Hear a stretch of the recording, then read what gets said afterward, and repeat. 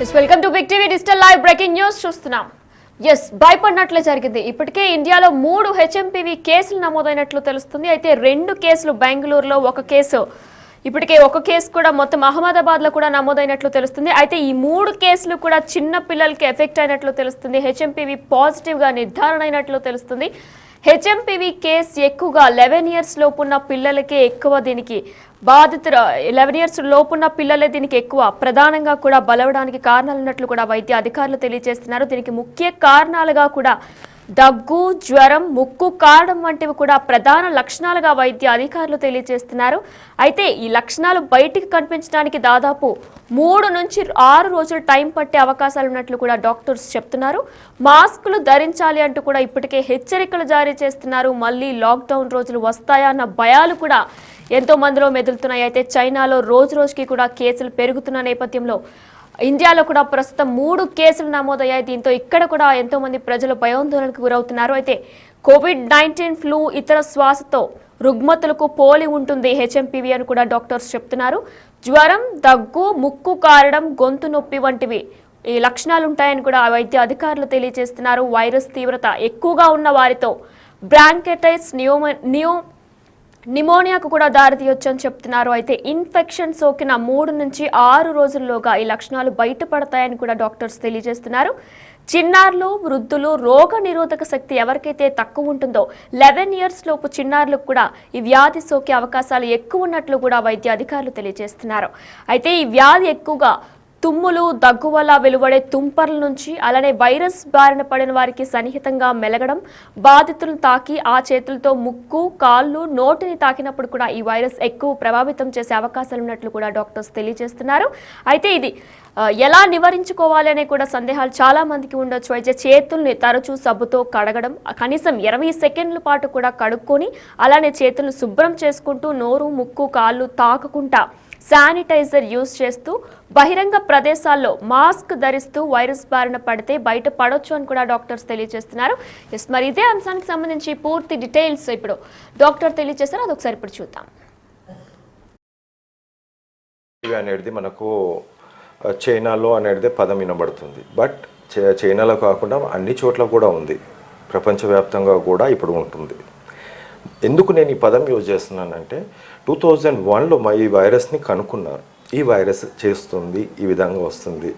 Respiratory సిన్సేషనల్ virus అనేది దీని గ్రూప్లోనే ఒకటే గ్రూప్లో ఉంటుంది. దాంతోపాటు ఇది కూడా ఏమైనా చేస్తుందా అనే ఉద్దేశంతో దీన్ని కనుక్కున్నారు. 2002లో వచ్చింది. 2001 చెప్పాను, 2002, 2004, 2006లో RT-PCR ద్వారా దీన్ని మళ్ళీ చూడడం జరిగింది. ఆ తర్వాత 2012, 16 పేపర్ ఉంది, జనరల్స్ ఉన్నాయి, 18 ఉంది, 19 కూడా ఉన్నాయి. అంటే 21లో కూడా వచ్చింది. ఇవన్నీ కూడా ఈ ఇయర్స్లో శాస్త్రవేత్తలు, డాక్టర్స్ ఎక్కడైతే ఉంటారో వాళ్ళు ఈ కేసెస్, ఎన్ని కేసెస్ వచ్చినాయి, ఎలా ఉంది, ఇది ఏంటి వైరస్ అని చెప్పేసి చాలా డెప్త్గా పిల్లల్లో, పెద్దల్లో, అందరిలో కూడా చేశారు. ముఖ్యంగా మనం 2002-04లో ఏదైతే ఈ స్టడీ ఏదైతే నార్విన్ స్టడీ, వాళ్ళు అక్కడ స్టడీ చేసి 258 శాంపుల్స్ తీసినప్పుడు దాంట్లో ఇది ఆల్మోస్ట్ 71 కేసెస్ వచ్చాయి. చిన్న కంట్రీ, దాంట్లో 71 కేసెస్ వచ్చాయి. ఆఫ్ దట్ 41 ఏదైతే ఉన్నాయో 34 admitted in to the hospital. పిల్లలు అంటే బ్రాంకియోలైటిస్ అంటాము, బ్రాంకైటిస్ అంటాము, మిగతా బ్రాంకోనిమోనియా అనేది డెవలప్ అయినప్పుడు వాళ్ళని అడ్మిషన్ లోపలికి తీసుకుంటారు. బట్ సమ్ కంట్రీస్, ఇప్పుడు ఇండియా లాంటి కంట్రీస్లో మనం ఎర్లీగా వాళ్ళు ఐసీయూలోకి వెళ్ళరు. బట్ వేరే కంట్రీస్ అయితే ఇమీడియట్గా ఐసీకి తీసుకెళ్ళిపోతారు, చిన్న ఉన్న పెద్ద చూపించేస్తారు. బట్ దీంట్లో 34లో చూసినట్టయితే సగం అంటే 50%, 17 పీపుల్ ఎవరైతే ఉన్నారో వాళ్లకు కోమార్బిడిటీస్ ఉన్నాయి. కోమార్బిడిటీస్ అంటే ఇప్పుడు హార్ట్ డిసీజ్ కానీ, ఇంతకుముందు లంగ్ డిసీజ్ కానీ, కనెక్టివ్ టిష్యూ డిసీజ్ కానీ, మిగతా ఇంకేమైనా కిడ్నీ సమస్యలే కానీ, లేకుంటే బ్రెయిన్ సమస్యలు ఏదైనా ఉన్నా కూడా వాళ్ళల్లో సివియారిటీ ఎక్కువ ఉంది అని చెప్పేసి వాళ్ళు చెప్పారు. సో ఈ స్టడీ ప్రకారము చూసినట్టయితే దాంట్లో 17లో సివియర్గా కొంచెం బ్రాంకోనిమోనియా వచ్చిన వాళ్ళలో 3 మాత్రం వెంటిలేటర్ పైన వెళ్ళారు. అంటే సిప్యాప్ 1, 2 వెంటిలేటర్ పైనకి వెళ్ళారని. అంటే ఓవరాల్గా మనం చూసినట్టయితే ఇప్పుడు 40 మందిలో మనం చూసింది 3, అంటే 80 మందిలో 6, 100లో 8 మంది అని చెప్పొచ్చు ఓవరాల్గా. సో 8 పీపుల్ అనేది అప్పుడు ఆ టైంలో స్టడీలో చిన్నపిల్లల్లో. సో ఈ కోమార్బిడిటీస్ అనే వాళ్ళకి చాలా ఎక్కువ ప్రాబ్లమ్స్ ఉన్నాయి అనేది దాంట్లో. ఈవెన్ రెస్పిరేటరీ సెన్సేషనల్ వైరస్ ఏదైతే ఉందో దాంతో కూడా సేమ్ ఇలాంటి సమస్యలు వస్తుంటాయి. ముఖ్యంగా దీంట్లో సైన్స్ అండ్ సిమ్టమ్స్ మనం ఏం చేస్తాం, ఫస్ట్ కోల్డ్, కాఫ్, ఇది ఫస్ట్ లరింజైటిస్ అంటాం. పైన భాగంలోకి వెళ్ళినప్పుడు కోల్డ్ అనేది ఫస్ట్ ముక్కులో. సో దాని తర్వాత ఫారింగ్స్, కొద్దిగా మంట పుట్టడం, ఆ తర్వాత లారింగ్స్, వాయిస్ రాకపోవడం, డిఫరెంట్ వాయిస్ చేంజ్ అయిపోవడం. సో కాఫ్ అనేది కొంచెం స్టార్ట్ అవుతుంటుంది.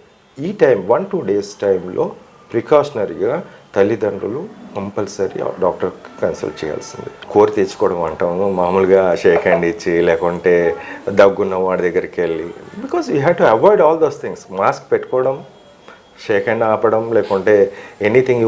ఎవరన్నా దగ్గుతున్నారు పెట్టుకోండి మాస్క్ కంపల్సరీ, అడ్డం పెట్టుకొని ఏం లేదంటే అప్పుడు. But you cannot avoid in all the situations.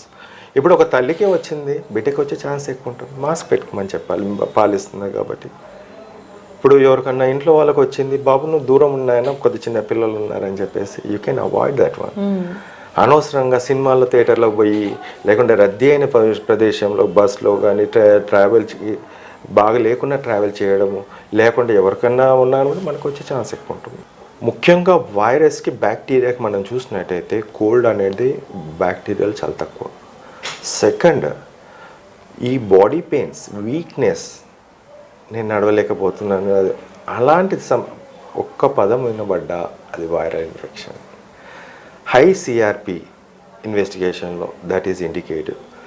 Next comes ఇదేంటంటే మనకు ఈ సి-రియాక్టివ్ ప్రోటీన్ అనేది మోస్ట్ ఇంపార్టెంట్. ఇంకొకటి ఏంటంటే ప్లేట్లెట్స్ అనేది ఓన్లీ వైరల్ ఫీవర్లో 4 లక్షలు ఉన్న 2 లక్షలు పడిపోతాయి. డెంగ్యూ ఫీవర్ కానీ వైరల్ ఫీవర్ వచ్చినప్పుడు ఎనీ వైరల్ ఫీవర్ రాసి పెట్టుకోండి. ఇట్లా దాంట్లో ఇది కనిపించిందంటే definitely you had to think that it is a viral fever, then go for the investigations. ముఖ్యంగా ఫస్ట్ థింగ్ అవాయిడ్ చేసుకోవడం.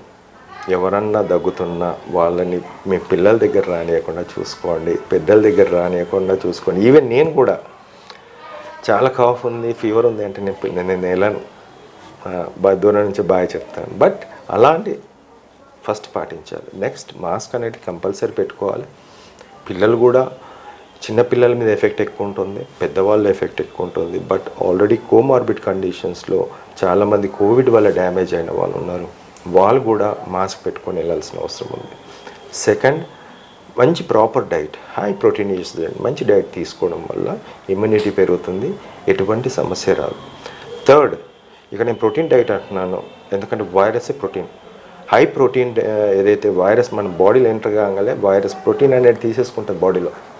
అందుకే మీకు జాయింట్ పెయిన్స్, బాడీ పెయిన్స్ రావడానికి కారణం ప్రోటీన్ లాస్. సో మీరు ప్రోటీన్ లాస్ అనేది దాన్ని కంపెన్సేట్ చేయాలి. ఇప్పుడు ఎగ్ తినచ్చు, నాన్ వెజ్ తినచ్చు, చికెన్ తినచ్చు, ఫిష్ తినచ్చు, మటన్ తినచ్చు, యూ కెన్ ఈట్ డైలీ. పెద్దవాళ్ళు అయితే, చిన్నవాళ్ళు అయితే వాళ్ళు ఎట్లా మదర్ మిల్క్ తీసుకుంటారు, అయినంత వరకు మనం ఎగ్ రూపంలో లేకుంటే ఫుల్లీ మ్యాష్ రూపంలో నాన్ వెజ్ ఇవ్వచ్చు, 100% ఇవ్వాల్సిందే.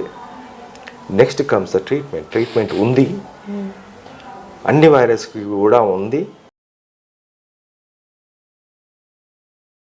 Yes, Big TV digital live లో చూస్తున్నాం. డాక్టర్ చెప్పినట్లు కూడా తగిన జాగ్రత్తలు తీసుకుంటే ఈ వైరస్ బారిన పడుకుంటా ఉంటామని కూడా ఆయన చెప్పుకొచ్చారు. అయితే చైనాలో మొదలుకొని హెచ్ఎంపీవీ వైరస్ అనేక దేశాలకు విస్తరించింది. మన దేశంలో కూడా ఇప్పటికే 3 కేసులు నమోదయ్యాయి. 2 బెంగళూరులో, అలానే 1 అహ్మదాబాద్ లో కూడా నమోదైనట్లు తెలుస్తుంది. అయితే ఈ వైరస్ ఎక్కువ చిన్న పిల్లలకే ఎక్కువ వైరస్ సోకుతున్నట్లు కూడా తెలుస్తుంది. అయితే వైరస్ బట్టి ఇది పిల్లల్లో ఎక్కువ డిటెక్ట్ అవుతున్నట్లు తెలుస్తుంది. కాబట్టి ఇంట్లో చిన్న పిల్లలు ఉంటే తీసుకోవాల్సిన జాగ్రత్తలు కూడా డాక్టర్ చెప్పారు. అది కూడా మనం ఇప్పటివరకు చూసుకొచ్చాం. అయితే ఈ వైరస్ ఎక్కువగా కూడా దగ్గు తుమ్ము వలన కూడా దగ్గు తుమ్ము వల్ల వెలువడే తుంపర్ల వల్ల ఈ వైరస్ సోకబోతున్నట్లు కూడా తెలుస్తుంది. అలానే వైరస్ బారిన పడే వారికి సన్నిహితంగా మెలగడం, బాధితులను తాకి ఆ చేతులతో ముక్కు, కాళ్ళు, కళ్ళు, నోటిని కూడా తాకినప్పుడు ఈ వైరస్ సోకబోతున్నట్లు కూడా డాక్టర్ తెలియజేశారు. అయితే చేతులను తరచూ సబ్బుతో కనీసం 20 సెకండ్లైనా కడుక్కోవాలి, శానిటైజర్ యూజ్ చేయాలి.